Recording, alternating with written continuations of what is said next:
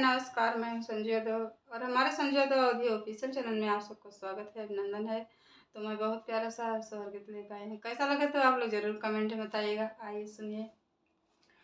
हमारे दुआरे निमिया पेड़वा हो पवना, रतिया डोलई हो पवना, रतिया डोलई हो मोरी रनिया।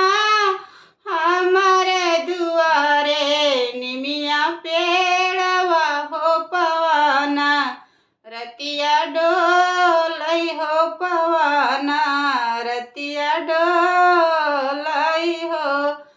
अरे मोरी भौजी उठला कमरी या में दर्द हो कोयल, रतिया बोलई हो कोयल, रतिया बोलई हो मोरी भौजी उठला कमरिया में दर्द हो कोयल, रतिया बोलई हो कोयल, रतिया बोलई हो मोरी भौजी।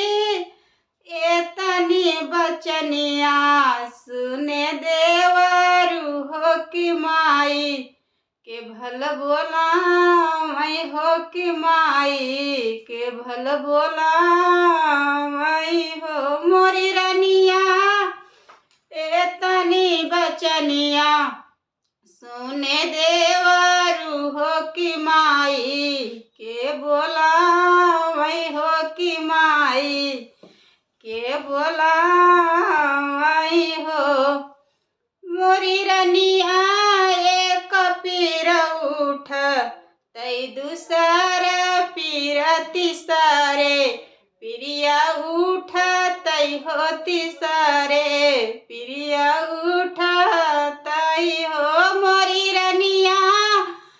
जाना में है भौजी के लाला नवा हो अंगनवा, उठै सो हर हो महलिया, उठै सो हर हो मोरी रनिया।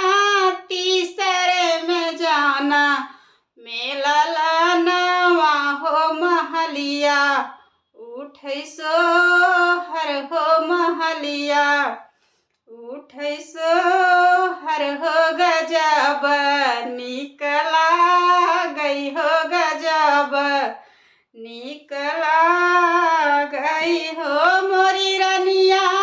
हमारे दुआरे निमिया पेड़वा हो पवना, रतिया डोलई हो पवना, रतिया डोलई